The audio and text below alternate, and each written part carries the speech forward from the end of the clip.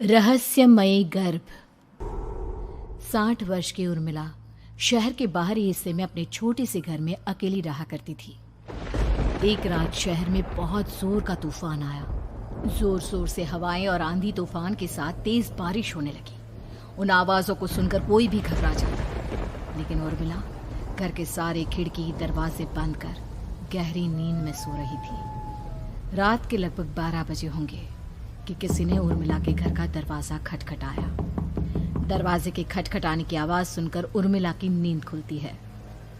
आखिर इतनी रात को कौन आया होगा? उर्मिला जाकर दरवाजा खोलती है तो सामने लगभग 26 साल की बेहद सुंदर लड़की को खड़ा देख हैरान रह जाती है। कौन हो बेटा, और इतनी रात को इतने भयंकर तूफान में कहाँ भटक रही हो? चाची, आपने मुझे पहचाना नहीं? मैं आपकी दूर की रिश्तेदार शालिनी। अरे हाँ, बचपन में तुझे देखा था। इतनी जवान हो गई है, कैसे पहचान में आती। लेकिन तू यहाँ क्या कर रही है, और वो भी ऐसी अंधेरी तूफान भरी रात में? उर्मिला की बात सुनते ही शालिनी की आंखों से आंसू बहने लगे। वो फूट फूट कर रोने लगी। ये देखकर उर्मिला को कुछ समझ में नहीं आया और उसने शालिनी का हाथ पकड़कर घर के अंदर आने के लिए कहा। जैसे ही शालिनी घर के अंदर रोशनी में आई, उर्मिला की नज़र उसके पेट की तरफ गई, जिसे देखकर ये साफ पता चल रहा था कि वो प्रेग्नेंट है। अरे, तू तो पेट से है। ऐसी हालत में इतने भयंकर तूफान में आधी रात को बाहर भटक रही है। आखिर बात क्या है बेटा, मुझे सब कुछ साफ साफ बता। क्या बताऊं चाची, ये सब जिसकी वजह से हुआ है उसके बारे में बताने में भी मुझे शर्म आती है। मैंने घर वालों की मर्जी के खिलाफ जाकर एक लड़के से शादी कर ली थी, पर वो शादी के 1 महीने बाद ही मुझे छोड़कर चला गया। छोड़कर चला गया का क्या मतलब? क्या उसके साथ कोई हादसा हो गया? नहीं, उसे कोई दूसरी लड़की पसंद आ गई और मेरी प्रेगनेंसी की खबर सुनते ही उसने मुझे बेसहारा छोड़ दिया। उसके बाद मैं अपने घर गई, लेकिन माँ पापा ने मुझे घर में कदम तक नहीं रखने दिया। तभी मुझे आपकी याद आई। कोई बात नहीं, कोई बात नहीं, तुमने यहाँ आकर अच्छा ही किया। एक काम करो, तुम आराम करो। वैसे भी ऐसी हालत में इतना घूमना फिरना और इस तरह आधी रात को बाहर भटकना ठीक नहीं होता। प्रेग्नेंट औरत को आधी रात को घर से बाहर नहीं निकलना चाहिए। बुरी आत्माएं उस पर अपना असर दिखा सकती है। और इतना कहकर उर्मिला ने शालिनी को एक दूसरे कमरे में जाकर आराम करने के लिए कहा। लेकिन जैसे ही शालिनी अपने कमरे में जाने लगी, अचानक से उर्मिला ने उसे रोक लिया। एक बात बताओ बेटा, तुम्हारा कौन सा महीना चल रहा है? पेट देखकर तो लगता है कि लगभग 6 महीने पूरे हो गए होंगे। उर्मिला की बात सुनकर शालिनी के होठों पर मुस्कुराहट आ गई। चाची जी, अभी सिर्फ 1 ही महीना हुआ है। शालिनी की बात सुन उर्मिला दंग रह गई। उसे समझ में नहीं आ रहा था कि प्रेगनेंसी के पहले ही महीने में शालिनी की हालत ऐसी क्यों थी। लेकिन फिर उसने बात को नजरअंदाज कर शालिनी को आराम करने के लिए कहा और खुद भी कमरे में जाकर सो गई। अभी कुछ ही घंटे बीते थे कि अचानक से एक बच्चे के बड़े ही अजीबोगरीब बेढंगे तरीके से रोने की आवाजें उर्मिला के घर में गूंजने लगी। उन आवाजों को सुनकर उर्मिला की नींद फिर से खुलती है। ये अचानक बच्चे के रोने की आवाज कहां से आने लगी? उसने उठकर चारों तरफ देखा, पर वहां उसे कोई नजर नहीं आया। उर्मिला घबराते हुए शालिनी के कमरे में गई तो वहां उसे कमरे की दीवार पर एक बेहद खौफनाक साया नजर आया, जिसे देखकर उर्मिला बुरी तरह से घबरा गई। आखिर ये सब क्या हो रहा है? शालिनी, शालिनी उठो! उसने जोर जोर से आवाज देकर शालिनी को जगाने की कोशिश की, लेकिन ऐसा लग रहा था जैसे उसकी आवाज शालिनी तक पहुंच ही नहीं रही थी। कमरे की दीवार पर एक बहुत बड़ा और बेहद डरावने दिखने वाले इंसान का साया और एक बच्चे के अजीबोगरीब ढंग से रोने और चीखने की आवाजें अब उर्मिला को ज्यादा डराने लगी थी। उर्मिला को शालिनी की चिंता सताने लगी और उसने पूरी ताकत के साथ चीखकर शालिनी को आवाज लगाई, शालिनी! तभी अचानक सब कुछ एकदम पहले जैसा हो जाता है और उर्मिला की आवाज सुनकर शालिनी की नींद खुलती है। क्या हुआ चाची, आप इतनी तेज क्यों चिल्ला रही हैं? अब ठीक तो है ना? अभी अभी मैंने तुम्हारे कमरे में कुछ अजीब सा देखा। तुम ठीक हो ना शालिनी? मुझे यहाँ एक बच्चे के रोने की आवाज़ें आ रही थी। लगता है आपको मेरी कुछ ज़्यादा ही चिंता हो गई है। आपने मेरी प्रेगनेंसी के बारे में कुछ ज़्यादा ही सोच लिया होगा। मैं एकदम ठीक हूँ, आप आराम से सो जाइए। इतना कहकर शालिनी ने उर्मिला को फिर से अपने कमरे में जाने के लिए कहा और खुद भी जाकर सो गई। पर अब उर्मिला की आंखों से नींद गायब हो चुकी थी। अगली सुबह जब शालिनी उठी तो वो सीधा उर्मिला के पास आई। गुड मॉर्निंग चाची। तभी अचानक उर्मिला की नज़र शालिनी के पेट पर पड़ती है, जिस पर नीले रंग से एक अजीब सी आकृति नजर आ रही थी। शालिनी, ये तुम्हारे पेट को क्या हुआ? मैंने इतनी औरतों को देखा है, ऐसा तो किसी के साथ नहीं होता। शालिनी ने जैसे ही अपने पेट की तरफ देखा तो उसे वहां कुछ भी नजर नहीं आया। चाची कुछ भी तो नहीं है, सब कुछ एकदम नॉर्मल है। आपको क्या अजीब लग रहा है? इससे पहले कि उर्मिला उसके सवाल का कोई जवाब देती, अचानक से शालिनी के पेट में जोर जोर से दर्द होने लगा। वो बुरी तरह दर्द से तड़पने लगी। चाची, चाची। ये सब देखकर उर्मिला बहुत घबरा गई। उसने धीरे धीरे शालिनी के पेट को सहलाना शुरू किया, लेकिन शालिनी का दर्द कम नहीं हुआ। उर्मिला जाकर रसोई से पानी का गिलास लेकर आई और शालिनी को पानी पिलाने की कोशिश करने लगी। ले बेटा, पानी पी ले, तुझे आराम मिलेगा। ले ले। नहीं चाची, मुझे बहुत तेज दर्द हो रहा है। अरे थोड़ा पी ले बेटा। जैसे ही उर्मिला ने शालिनी को पानी पिलाया, उसने देखा कि गिलास में बचा पानी का रंग नीला पड़ गया और शालिनी की आंखें अजीब हो गई। उसके पेट पर बच्चे का एक डरावना चेहरा नजर आने लगा। ये सब देखकर उर्मिला की डर से हालत खराब होने लगी, पर तभी शालिनी का दर्द ठीक हो गया। बेटी, अभी तुम्हारा दर्द ठीक है तो ऐसा करो, तुम थोड़ी देर आराम कर लो। शालिनी को आराम करने के लिए कहकर उर्मिला तेज कदमों से चलकर घर से बाहर निकल जाती है और पास ही रहने वाली एक औरत कालिंदी के पास पहुंचती है। अरे उर्मिला बहन, बड़े दिनों बाद दिखाई दी, क्या हुआ? बहुत घबराई हुई सी लग रही हो, सब ठीक तो है ना? क्या बताओ कालिंदी बहन, मेरी एक दूर की रिश्तेदार आई हुई है। वो पेट से है और उसके साथ ना अजीब अजीब चीजें हो रही है। अब उर्मिला सारी बात कालिंदी को बताती है, जिसे सुनने के बाद काले जादू और तंत्र विद्या की माहिर कालिंदी एक ताबीज बनाकर उसे देती है। बहन, मुझे शालिनी पर किसी बुरी आत्मा का साया लगता है। ये ताबीज ले जाओ, आज रात को 12 बजे उसे पहना देना, फिर सब ठीक हो जाएगा। उर्मिला ताबीज लेकर घर वापस आती है और अब आधी रात के होने का इंतजार करने लगती है। जैसे ही आधी रात होती है, वो नींद में सोई शालिनी को ताबीज पहना शांति से अपने कमरे में आकर अपने पलंग पर लेट जाती है। अब सब ठीक हो जाएगा, ये सोचकर उर्मिला शांति की एक सांस ही लेती है कि तभी अचानक उसकी आंखों के सामने कुछ ऐसा आता है जिसे देखकर उर्मिला डर से चीखने लगती है। तुम कौन हो? कौन हो तुम? जाओ यहाँ से, जाओ जाओ यहाँ से। तभी उर्मिला की एक जोरदार दर्द भरी डरावनी चीख वहां पर गूंज गई। उर्मिला की आंखों के सामने एक बच्चा खड़ा हुआ था, जिसका पूरा शरीर किसी बूढ़े की तरह नजर आता था, लेकिन मुंह किसी नवजात बच्चे की तरह था। उसकी आंखें गुस्से से लाल थी और वो घूर घूर कर उर्मिला की तरफ देखा जा रहा था। कौन हो तुम? कौन हो? उर्मिला के चीखते ही वो बच्चा जोर जोर से रोने लगा। घबराकर उर्मिला ने अपने हाथों को अपने कानों पर रख लिया। उसकी समझ में नहीं आ रहा है कि आखिर ये सब उसके साथ क्या हो रहा है। कौन हो तुम? कौन हो? क्या चाहते हो मुझसे? जाओ जाओ यहाँ से, आखिर तुम हो कौन? तभी अचानक से उर्मिला के पूरे घर में लाल रंग की रोशनी फैल गई।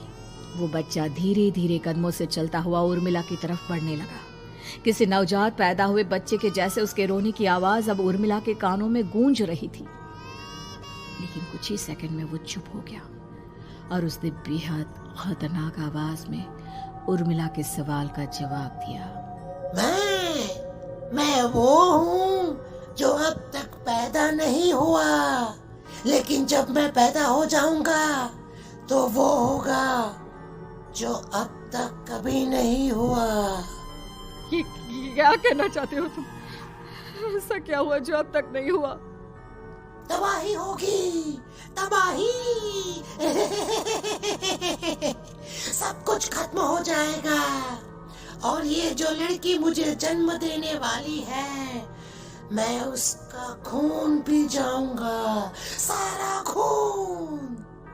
उस बच्चे की बात सुनते ही उर्मिला बुरी तरह घबरा गई। उसका एक बुजुर्ग आदमी जैसा शरीर, एक नवजात बच्चे जैसा चेहरा, ये दोनों ही बातें उर्मिला की समझ से बाहर थी। तभी वो बच्चा अचानक गायब हो गया।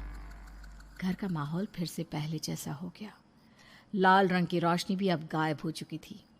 उर्मिला दौड़कर शालिनी के कमरे में पहुंची, जहां वो गहरी नींद में सोई हुई थी, पर उसके गले का ताबीज गायब हो चुका था। उठो उठो शालिनी, उठो बेटा, मुझे तुमसे जरूरी बात करनी है। अरे चाची क्या हुआ? इतनी रात को आप परेशान क्यों कर रही हैं? सब ठीक है ना?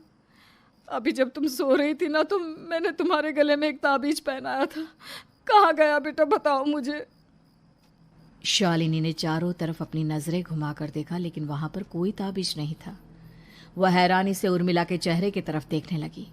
उसे समझ में नहीं आ रहा था कि आखिर उर्मिला किस ताबीज के बारे में बात कर रही थी। नहीं चाची, यहाँ कोई ताबीज नहीं है। लगता है आपने कोई बुरा सपना देखा है। मैंने कोई बुरा सपना नहीं देखा। खैर छोड़ो, तुम अब सो जाओ, कल सुबह बात करते हैं। डर और घबराहट की वजह से उर्मिला की आंखों से नींद तो जैसे बिल्कुल गायब हो गई थी। अगली सुबह उर्मिला बिना कोई देर किए गांव के बाहर एक छोटी सी झोपड़ी में रहने वाले बूढ़े पंडित के पास पहुंची। पंडित जी, मेरी मदद कीजिए। अरे आओ आओ उर्मिला, क्या हुआ? सब ठीक तो है ना? क्या बताओ पंडित जी, बहुत बड़ी मुसीबत है। मेरी दूर की एक रिश्तेदार लड़की पेट से है और उसके साथ बहुत डरावनी चीजें हो रही है। कल रात को तो एक अजीब सा दिखने वाला बच्चा मेरी आंखों के सामने आकर खड़ा हो गया था। ये तुम क्या कह रही हो? मुझे साफ साफ बताओ कि आखिर तुमने क्या देखा? उर्मिला ने अपने साथ हुई बीती रात की पूरी घटना पंडित जी को बताई, जिसे सुन पंडित जी के माथे पर चिंता की लकीरें उभर आई। अनर्थ होने वाला है, अनर्थ। बरसों पहले भी उस हैवान ने एक लड़की के पेट से जन्म लिया था और उसके बाद उस शहर को पूरी तरह से तबाह कर दिया। कैसी विपदा पंडित जी, कैसे बात कर रहे हैं आप? बताइए मुझे, और इसका उपाय क्या है? इसका उपाय तो है, लेकिन बहुत कठिन है। हो सकता है कि उस उपाय को करने के दौरान तुम्हारी जान भी चली जाए। मुझे मेरी जान की कोई परवाह नहीं, पर आप जिस तबाही के बारे में बात कर रहे हैं, बस वो नहीं होनी चाहिए। लाखों लोगों की जान बचाने के लिए मैं कुछ भी करूंगी। तो ठीक है, मेरी बात ध्यान से सुनो। बरसों पहले एक भयानक तांत्रिक ने अपनी तंत्र क्रिया के जरिए एक मासूम लड़की के साथ रिश्ता बनाकर उसके पेट से जन्म लिया था। इस तरह से वो अपने जैसे लोगों की संख्या इस दुनिया में बढ़ाना चाहता था। आपके कहने का मतलब है कि शालिनी के पेट से भी उस शैतान को जन्म लेना है, इसलिए उसने उसके साथ ये सब किया है। ठीक पहचाना तुमने। अब मैं तुम्हें एक ऐसा सिंदूर दूंगा जिसे तुम्हें ले जाकर उस लड़की के पेट पर लगाना होगा। क्या ऐसा करने से सब कुछ ठीक हो जाएगा? नहीं उर्मिला, ये सब इतना आसान नहीं। उस लड़की के पेट पर सिंदूर लगाने के बाद तुम्हें उसका पेट काटकर उस हैवान को बाहर निकालना होगा। नहीं पंडित जी, मैं ये सब नहीं कर सकती। मैं भला एक जिंदा लड़की के पेट को अपने हाथों से कैसे काट सकती हूँ? अगर तुमने ऐसा नहीं किया तो कुछ ही दिनों में वो हैवान उस लड़की के शरीर से जन्म लेगा और उसके शरीर के सारे खून को पीकर अपनी ताकत को बढ़ाएगा। उसके बाद वो धीरे धीरे इस पूरे शहर को तबाह कर देगा। यहाँ पर कोई जिंदा नहीं बचेगा। लेकिन अगर मैं उसके पेट को काट दूंगी तो क्या वो जिंदा बच पाएगी? अगर शालिनी को कुछ हो गया तो, अगर उसकी मृत्यु हो गई तो? ऐसा कुछ नहीं होगा उर्मिला, तुम्हें अपने मन को पक्का करके ये काम करना ही होगा। सिंदूर लेने के बाद उर्मिला झोपड़ी से बाहर निकलने ही वाली थी कि तभी पंडित जी ने उसे पीछे से आवाज देकर रोका। उर्मिला, उस लड़की का पेट काटकर हैवान को बाहर निकालना ही काफी नहीं होगा। तुम्हें ध्यान रखना होगा कि ये सब करते हुए उस बच्चे का जो आधा बूढ़े का शरीर है उस पर सिंदूर की एक बूंद भी ना लगने पाए, क्योंकि अगर ऐसा हुआ तो वो तुम्हें और बाकी सबको कच्चा खा जाएगा। पंडित जी की बात सुन उर्मिला की आंखें फटी रह गई और उसके शरीर में डर की लहर दौड़ गई। फिर भी उसने हिम्मत की। ठीक है पंडित जी, मैं पूरी कोशिश करूंगी कि मैं उस हैवान को वहीं के वहीं खत्म कर पाऊं। इसके बाद उर्मिला तेज कदमों के साथ घर वापस आती है। दिन बीतता है, रात का अंधेरा छाने लगता है। शालिनी खाना खाकर सोने चली जाती है और उर्मिला लगातार उसके गहरी नींद में सो जाने का इंतजार करने लगती है, जिसके बाद उर्मिला दबे कदमों से शालिनी के कमरे में पहुंच गई। मुझे ये करना ही होगा। अब उर्मिला ने धीरे धीरे शालिनी के पेट पर पंडित जी का दिया सिंदूर लगाना शुरू किया। उर्मिला के हाथ बुरी तरह से कांप रहे थे। उसके एक हाथ में चाकू था जिससे वो पेट काटने वाली थी। उर्मिला ने एक नज़र शालिनी के चेहरे की तरफ देखा और फिर डरते हुए उसके पेट पर चाकू चलाना शुरू किया। कमाल है, मैं इसका पेट काट रही हूँ और ये आराम से सो रही है। इसे दर्द नहीं हो रहा क्या? तभी अचानक उर्मिला के कानों में बच्चे की रोने की आवाज सुनाई देने लगी। उसने घबराकर चारों तरफ देखा पर वहां पर कोई नहीं था। बस रोने की आवाज लगातार आ रही थी। उर्मिला बिना रुके लगातार शालिनी के पेट को काटती रही। उसे इस बात का भी ध्यान रखना था कि सिंदूर बच्चे के बूढ़े आदमी वाली शरीर के हिस्से पर ना लगे। कुछ ही देर में वो हैवानी बच्चा उर्मिला के हाथों में था। उसने बड़ी ही सावधानी से उस बच्चे को बाहर निकाला और पंडित जी के कहे अनुसार उसे घर से दूर जलाने के लिए ले गई। पर तभी उसके सामने वही बूढ़े शरीर और बच्चे के चेहरे वाला बच्चा आ गया। अपनी गोद में और सामने भी बच्चे को देखकर उर्मिला हैरान रह गई। मुझे मारोगी? मुझे इतनी हिम्मत कैसे आ गई तुम्हारी? तुम पैदा नहीं हुए हो और मुझे पता है जब तक तुम्हारा जन्म नहीं हो जाता तो मुझे कुछ नहीं कर सकते। इतना बोलते ही उर्मिला तुरंत उस बच्चे को घास के ढेर पर फेंककर उसमें आग लगा देती है, जिसके तुरंत बाद वो बूढ़े आदमी के शरीर और बच्चे के चेहरे वाला अजीब तांत्रिक का भूत भी वहां से गायब हो जाता है। कुछ देर बाद उर्मिला घर पहुंचती है तो वो ये देखकर हैरान रह जाती है कि शालिनी का पेट अपने आप जुड़ चुका था। शुक्र है भगवान का और उन पंडित जी का, अब सब ठीक हो जाएगा। सुबह शालिनी सोकर उठती है तो अपना पेट देख बुरी तरह घबरा जाती है। चाची, चाची ये सब क्या हो गया? मेरा पेट अचानक कम कैसे हो गया? मेरा बच्चा कहाँ गया चाची?